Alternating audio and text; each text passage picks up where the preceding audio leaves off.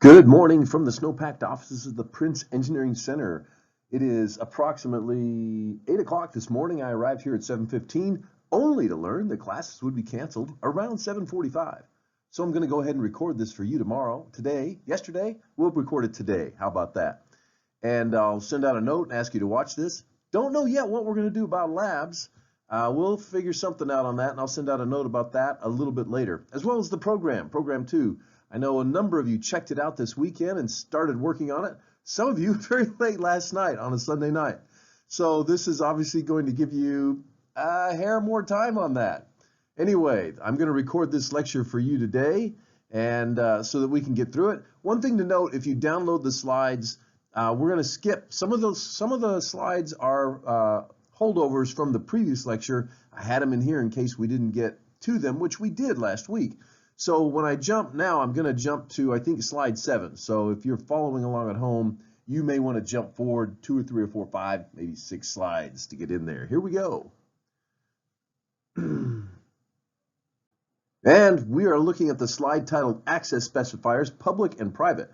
And what we're doing here, I'm going to see if I can get my mouse over here and get a laser pointer going. Let's see here. Laser pointer. Woo, there it is. Wow, we have a great laser. All right, so what we're going to do here is, remember I referred last week, I didn't put a lot of detail into it, but some things are private, some things are public. Typically, our data is going to be private, and our methods are going to be public. Every so often, we'll have a private method as well, and occasionally, rarely, highly discouraged, we will also have a public bit of data. All right, so the thing that is important to note is what we want to do is we want to have this keyword right here, private. It will not be seen as bold, but we're going to open our class. We'll declare a class. In this case, the class's name is table. And then you will say, typically first you'll say private, and you will list all your data. Now, it's not shown here. I have to condense things a little bit for the way it looks on this screen, but inside of a class, I want you to put your variables, one variable per row, just like we did in the past, so that you can put a comment after that variable. But here I'm kind of trying to make it a little tighter. So here I've got 3 variables, which are going to be private. They will not be accessible directly in the main or anybody who declares a class. But then I have these 4 methods that are going to be public. Now, these are going to be the ways that people get to the data. And we talked about that last week a little bit. Let's see here.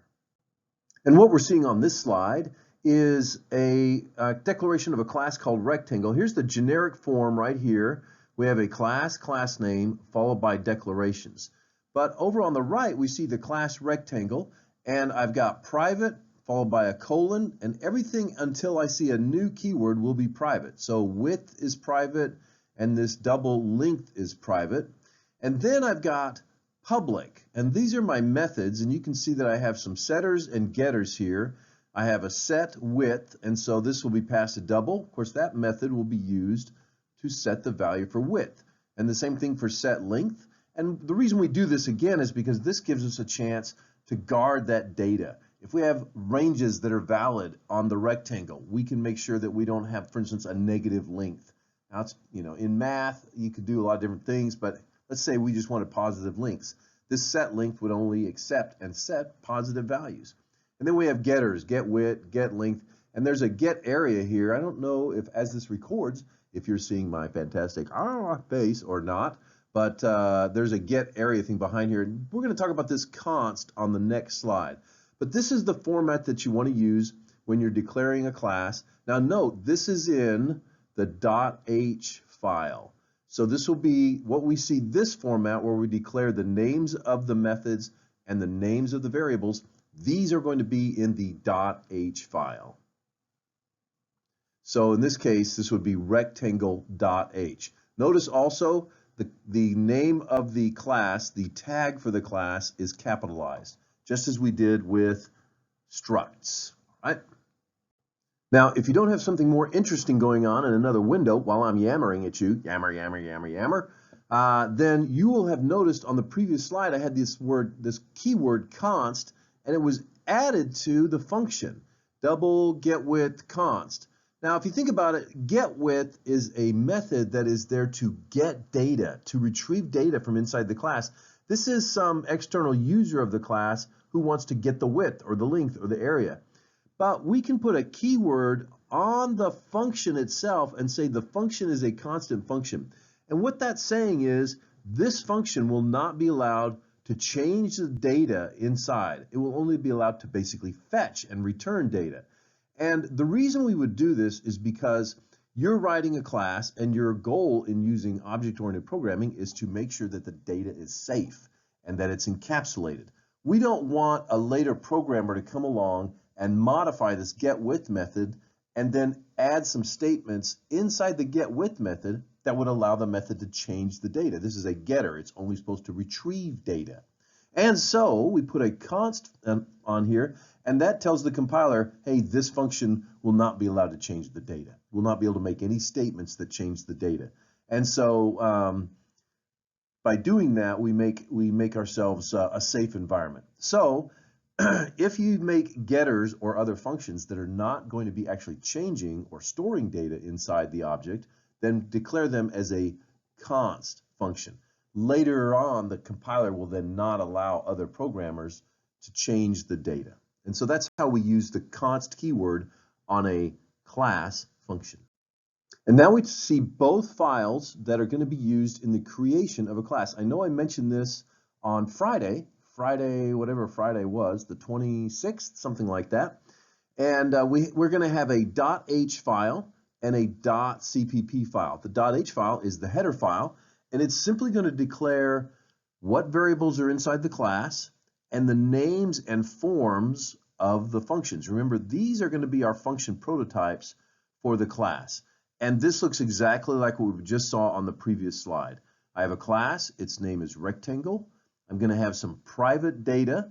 I have a double variable named width and a double variable named length. In your programs, you would typically put a comment here. I'm not doing it here because I don't have quite enough room on the slides to make that happen. Then I have some public methods, and I have to have this keyword public here so that the rest of these methods are accessible from someone who declares the class. And so over here in the .cpp file, we are only going to declare the public functions, all right? That's what we're going to declare in the .cpp file. So I have a rectangle.h has the form, the variables, the prototypes for the functions, and then I have a rectangle.cpp file. And this is going to have my functions that were defined over here. Now I only showed one of them here. No, I showed two of them here. And you can see how this is defined. The setWidth is a void function. So there's my void. I have to tell it, hey, I am working with the rectangle class. So I put rectangle : : that will be going over to the rectangle definition and double checking the prototype to make sure we set this correctly. And then we have setWidth that looks exactly like setWidth there. We're passing a double, just as we said over there. And then here it is. This is the entire function. Width equals W. We passed a W in. Now this width is referring to this width right here. So this inside the class function, remember this is the class function because we've said rectangle : : this is defining this function as the function that's declared over here in this prototype.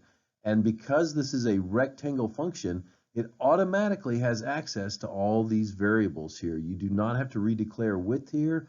You already have it because you're inside this class. Same thing with, you can't quite see it because of the video here, I think, but this is a getWidth, and it's going to look exactly the same, but in this case, this is a const. There's the getWidth const. This would be double rectangle getWidth const, and in here, I simply return the width. So I want you to, boy, I can't, with this PowerPoint thing, I can't actually run the screen data. So I'm going to have to, I'll see if I can figure out a way to do that. But here's a note. Go look at example 1 in the module 3 code examples. You can download those and look at how I have a, I think dwarf.h and dwarf.cpp. Look carefully at how those are created and how they're included. One really important thing to note is that the .cpp file, in this case rectangle.cpp, it will have an include rectangle.h. So if you look at my dwarf.h file, you'll see that it doesn't have anything in it. It's just a header file in terms of including something. But dwarf.cpp in the example code will have an include. It'll be include, probably actually I'm including the header, the main header file, because in the main header file I'm also doing include dwarf.h. So see how that works. All right, take a good look at it. On this slide, we just have a very quick note, and I talked about this in class when we first introduced the idea of classes and objects. We want to avoid, look at this, this toast is totally stale here. It's got mold growing on it. Somebody's got some penicillin action going on there. So what we want to do here is if we are calculating a value based on the data inside of a class, there are a lot of times where what we want to do is we want to, if someone says, for instance, give me the area of the rectangle, the preferred method is to, rather than store it in a variable, it's to calculate it when the person asks for it. So if I was to go back and look at that rectangle.h, you would see I had a width and a length, but I did not have an area. And that's because I'm going to have a function that returns the area and calculates it when it's asked for. That way I'm not storing it. The problem is if you store something that is a calculation on other parts of your class, whoa, that looks really good, then the calculation can sometimes become out of sync if one of the variables changes. And that can happen if somebody changes it without realizing that there's a calculation based off of it. And so what we want to do is we want to calculate the data when someone asks for it. So in the getArea function, we wouldn't have an area variable. We would determine what the area is by multiplying the variable's length and width and then returning the result of the calculation. So this is basically what we're saying here is if there is something about an object that is calculated, that we would like to calculate that on the fly rather than storing that in a variable. All right, very good. And this is our last slide for the day, and it is just an introduction that we can create pointers to objects. And when we do that, we have a way to allocate memory for the object and create an object at the same time. So we basically create a pointer to an object the same way we do with structs, and the same way we did with integers and doubles. We're going to use the star operator, and I'm just going to jump right over here. You see I have a dwarf star, and I'm going to kind of continue to use that same kind of jam together variable type. In this case, our variable type is going to be a dwarf object from the dwarf class, and this is going to be a pointer to a dwarf object. So I have a dwarf star, dwarf pointer. Notice I set it equal to null pointer here to be safe. Now, the next line is when I'm actually creating and allocating memory and putting data into it. So I had to have my dwarf pointer, and I say, hey, I need a new dwarf. There it is. I call now this is calling the dwarf constructor. You see those parentheses there? I say I want a new dwarf, and I have to use the parentheses. Now, we'll learn about constructors in the lecture on Wednesday. So, but just know that if you declare, hey, I want a new dwarf, you have to put parentheses here. And there are oftentimes what we'll do is we will put a value in there that's going to be stored in our dwarf object. But this is the default constructor that's being used, and so it doesn't take any data. But the key is here, I have a pointer, I want to allocate some new memory, and I use the name of the class. And this goes out and builds a dwarf object and assigns the address of the dwarf object to dwarf pointer. Now if I want to use a method inside the dwarf class, I have a method called setHeight, which tells how many hands high the dwarf is. I use the dwarf pointer, and I use this dash chomper again. So this looks like a little pointer, doesn't it? It looks like a dash greater than, and it's actually a dash arrow if you kind of want to think about it that way. But this says dwarf pointer is a pointer, and I'm using the pointer to get the method. This is the name of a function inside the dwarf pointer class. And then I pass the function the number of hands, and of course the function sets the value. So here's another way you could do it. You could do it all in one line. You could say dwarf star, dwarf number 2, like dwarf 2, this is my object name, this is the class name, this is the object name. Dwarf star, dwarf 2 equals new dwarf. And then you could say, do again, then dwarf 2 dash arrow set height, some height, and so on. So when you're done, make sure you delete the dwarf pointer. So you would actually tell it, hey, I want to delete the value assigned to dwarf pointer. That would release the memory so you don't have a memory leak. Okay, this has been a shortened version of the lecture, but hopefully kind of gets you through. I want you to go ahead and do the homework that is going to be due on Wednesday. You can hand in today's homework and Wednesday's homework on Wednesday when you come to class, assuming we have class. I think we will. And if you have questions, please email me. I'll be heading home in a little bit here, and I should be monitoring my email all day long and be ready to help you. If you have problems with programs you're writing, you're working on program 2 and you're stuck, make sure and send me screenshots when you have errors. Screenshots of the code, screenshots of the error message you're getting in the output window. Those kinds of things can really help me.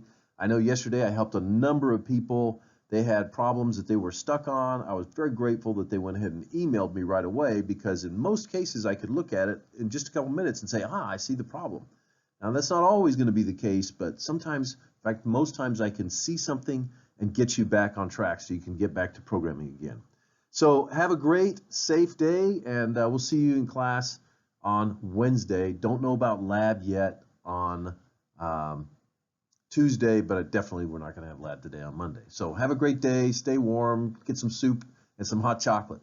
Bye-bye.